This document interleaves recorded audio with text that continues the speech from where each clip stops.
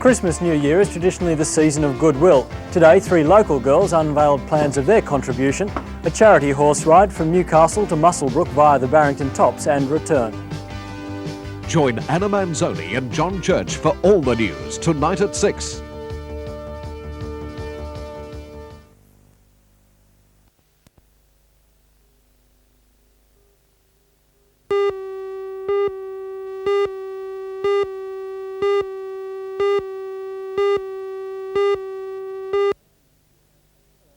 Yeah, that photo was taken. Hello, I'm Matthew Clark. Much attention has recently been focused on Antarctica, with a scientific expedition aboard the vessel Nella Dan stuck in pack ice. 27-year-old Kevin Pritchard of Swansea has just returned home from Antarctica for Christmas. He's got a first-hand account of life in this isolated place.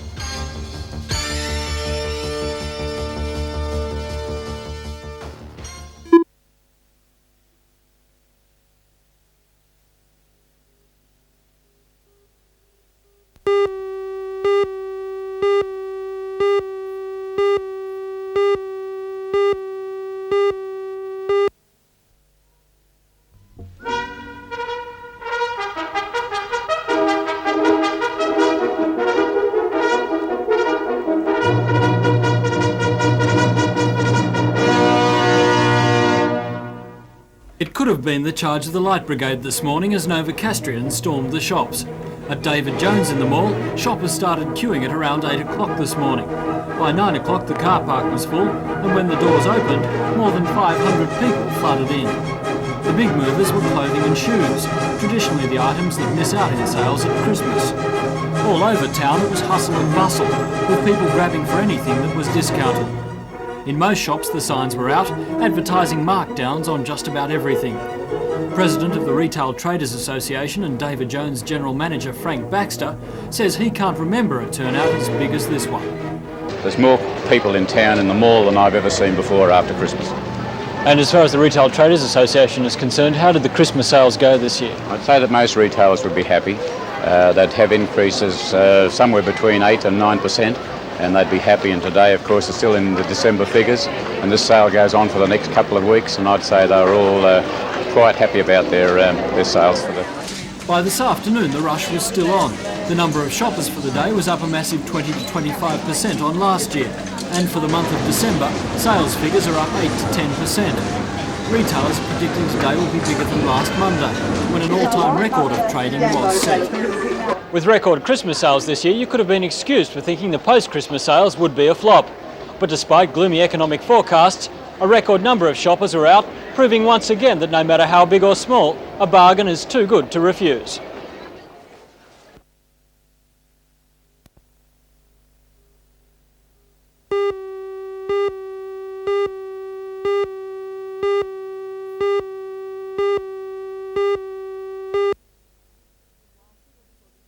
While figures for the year show there's been a slight drop in the number of people killed on the roads in the Newcastle Police District during the Christmas New Year period, the road toll is already up on last year. According to District Traffic Inspector Bob Burgess, the pattern has emerged in many recent fatal accidents. There's an alarming pattern actually with motor vehicles running off roads and running into trees and telegraph poles. It's been happening quite regularly around the Newcastle area, and it's something that is a little disturbing. What do you think is the cause of that? Driver fatigue is quite often the cause of that, particularly up in the Taree area, where we find that people are travelling fairly long distances from the north and from the south, and instead of stopping at places like Taree and having a rest, we find that they are continuing on their journey and fatigue is setting in. Although the number of alcohol-related accidents has dropped in the Newcastle district since the introduction of random breath testing, Inspector Burgess says New Year's Eve is traditionally a time when revellers may overindulge. We're not in any way asking people to stop enjoying themselves. However, if you are driving and you're going to a party this evening, we would ask you to make alternative transport arrangements and leave your car at home and enjoy yourself. What sort of police presence will there be on the roads tonight? At Newcastle tonight and in the Newcastle Police District, we can expect a very, very heavy police presence. We have 2 random breath testing buses that are being used for the whole of the shift into the early hours of the morning, and all our highway patrol police are working into the early hours of the morning.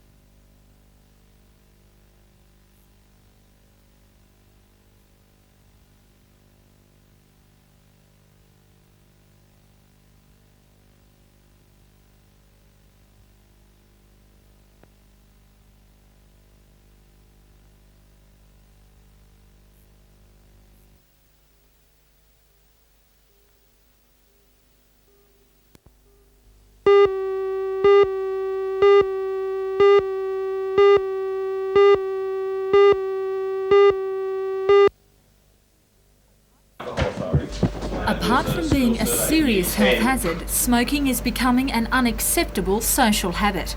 With the introduction of the health fitness craze, the habit is now frowned upon. Statistics show that already the number of smokers in Australia is decreasing.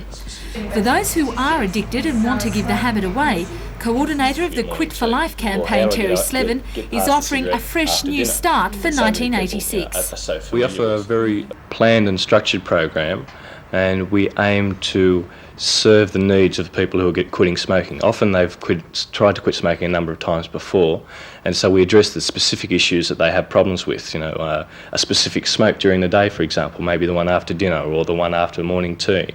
And we address nicotine addiction and how they cope with that, but also the psychological addiction, which is a very important part of any program to help people to quit smoking. Does your program work? What's its success rate? The immediate success rate is quite good. One I've just finished just before Christmas had a 100% success rate, which I was very happy with. Studies now show that 35% of all Year 10 high school students in the state smoke, and the campaign has introduced a special youth program in an attempt to reduce that startling figure. We found with the education program we were running in the education department for Year 7 and 8 children, that those kids are hearing about not starting smoking, but some already have done so, and kids at later years in the school are in the same boat, and they need help to quit. As a result, we're encouraging that age group to come along and see us, simply because we can prevent the kind of long-term disease that cigarette smoking causes if we can help people to stop in the early stages.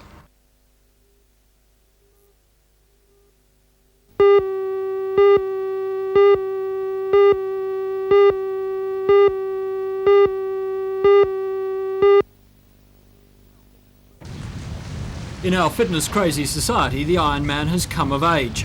Today at Horseshoe Beach, a group of Merewether surf lifesavers, who must certainly be regarded as a new breed of Ironman, were going through their paces. The 7-man team is Newcastle's only entrant in the George Bass Surfboat Marathon, the longest oarboat race in the world. The 165-kilometre race will take the men from Bateman's Bay on the south coast to Boyd Town near the Victorian border. The event is one of the most gruelling tests of endurance in the world. Crew spokesman Brad Marsh. I think the hardest thing, of course, is the fatigue, but also the problem with blisters and cuts becomes a big problem towards the end, getting infected. But probably the biggest problem is just keeping yourself psyched up enough to keep going after 2 or 3 days, and especially towards the end of it on the 6th and 7th day. So how much of an endurance test is rowing 165 kilometres? Well, it's probably one of the hardest endurance tests of all, because you're using every part of your body. It's not just like a bike race where you're just using your legs, you're using from the tip of your toes to the top of your head. So every part of your body hurts. The men have been on a strict training program of weights, rowing, bike riding and swimming since August. They'll be up against 12 other boats in the event, all out to catch the $30,000 prize money. Their ages range from 22 up to 43. And do they see themselves as Ironmen? Oh, not really Ironmen. There's an old joke, we're Ironmen in timber boats, so I guess that's it. But no, we just consider ourselves guys that enjoy a row and like to put a bit of training into it.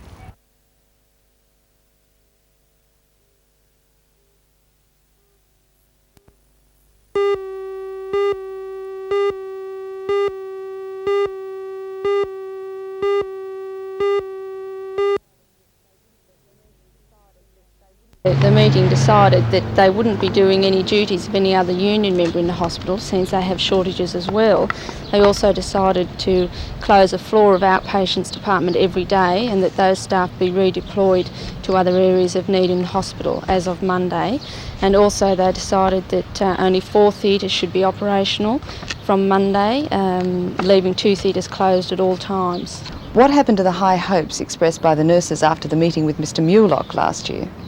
Well, the budget was handed down, therefore there's a great deficit, and of course it's left up to nurses, which is the bulk of the staff at Royal Newcastle Hospital, to meet the shortfall in the budget, which is quite unrealistic.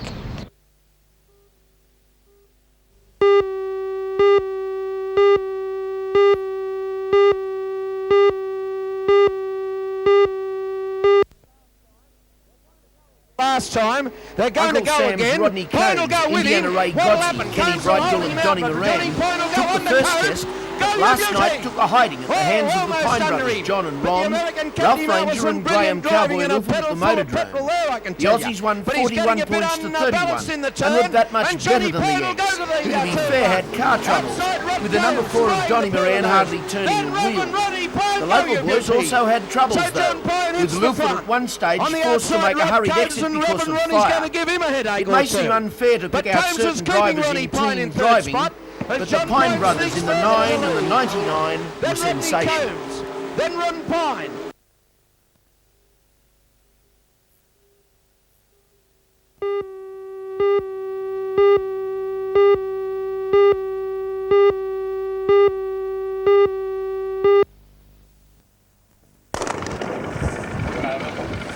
The fifth and final heat brought an exciting week of sailing to a close.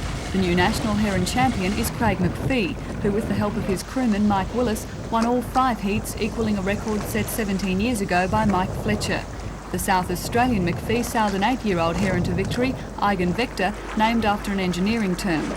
As only 4 of the 5 heats are counted in points calculations, McPhee was in the enviable position of dropping a first placing. Second place was filled by the young Queensland champion Chris Carey, while third place went to Tasmanian Ross Daly in his boat Cetus. The best local performance was by Julie Owen in Blue Bottle. She secured 6th place.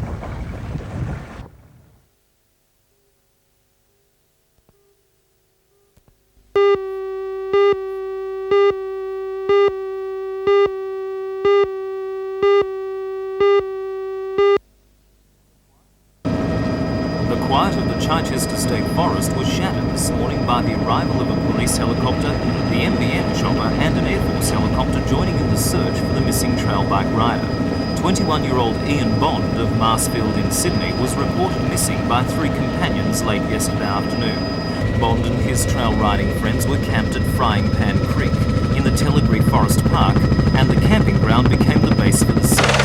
Police, the State Emergency Service, voluntary bushwalkers and trail bike riders had spent a sleepless night searching in the dense bush. According to his friends, Bond had spent the last 3 months in plaster after breaking his left leg. So it was pretty big hailstorm. Yesterday afternoon, with the plaster off for the first time, he had decided to go for a short ride by himself on the trail to the north of the campsite. He just kept going. He said he was coming back. He said he was going straight up there and coming straight back. Today's searchers concentrated on a large area to the north, fearing for Bond's safety after a night in the cold. He had taken no food, water or matches with him. By midday, the operation had turned up nothing, and police were preparing to widen the search area. Then a radio message saying that Bond had been sighted riding back to camp. Yes, we just confirmed that he's missing person Bond. He's continuing down the trail towards your location. He seems to be quite okay. Against all odds, he rode to safety nursing his leg, which had been broken again. Bond told police that after riding a short way north, he then returned to camp. Unseen by his friends, he had continued south until the bike fell on his leg. Bond fashioned splints and waited until daylight to make his painful ride back. Police have warned that trail bike riders like bushwalkers should never travel alone. You can bend his legs okay, can you? Yeah.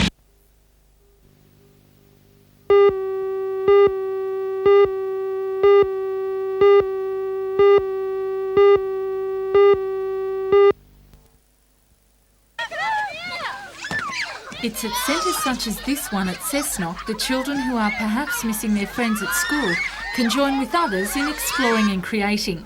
With a range of activities including mask making, screen printing, painting, cooking, rap dancing and planned excursions, there's no room for boredom, as one young playmaker explains. I've just been in there doing some leather work. That's good. Out here yesterday we got our face plastered and our hands, and we're doing drawing today. You get it printed on your shirt. Are you looking forward to going back to school? No. Across the road is another centre for the smaller holiday makers. It's a similar setup with playmates under the age of 6 doing what comes naturally, especially when mum's not around. What have you been doing here at the play centre this week? I just come today. Right. This is my first time. And what are you doing there? You're making something? A cake. A cake? And what have you been doing during the school holidays? Nothing. Just playing basketball. Meanwhile, skaters at the Broadmeadow roller rink are being treated to tips from a leading American tutor in the sport. Don Gates from Detroit is visiting Newcastle before he sets out for Adelaide and Perth on a national coaching tour. He's been sharing his talents with others for the past 24 years and already has coached 6 place winners at the World Championships. 85 skaters from Queensland and New South Wales are attending the special clinic. Assisting with the workshops is Jim Henkel, a former student of Gates and the resident professional coach. The skaters aged between 5 to 45 will this week brush up their skills and knowledge in the technique of roller skating.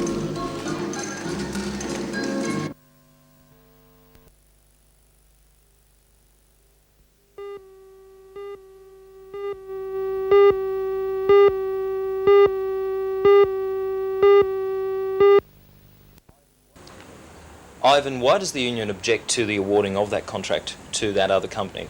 Well, the principal reason we are objecting to this type of company getting this tender is because these people are at the moment undercutting other reputable companies that are members of the Contract Cleaning Association, and what they've done is they've undercut all the other tenders except for one, I believe, and that just goes to prove that these people would not be able to meet award conditions, therefore not pay what they're claiming is they're not employing anybody, so they shouldn't, they can pay whatever they want. While Mr. Strawbay admits to throwing a cigarette on the ground, he says his arrest was unfair. He also denies council allegations that he harassed the public. And most of them were, young people, and no harassment was there. So you didn't harass anybody? No, the only reason we were there is to let the public know what council decisions are, and just expressing our point of view to them, and if they chose, they could they turned around and walked away.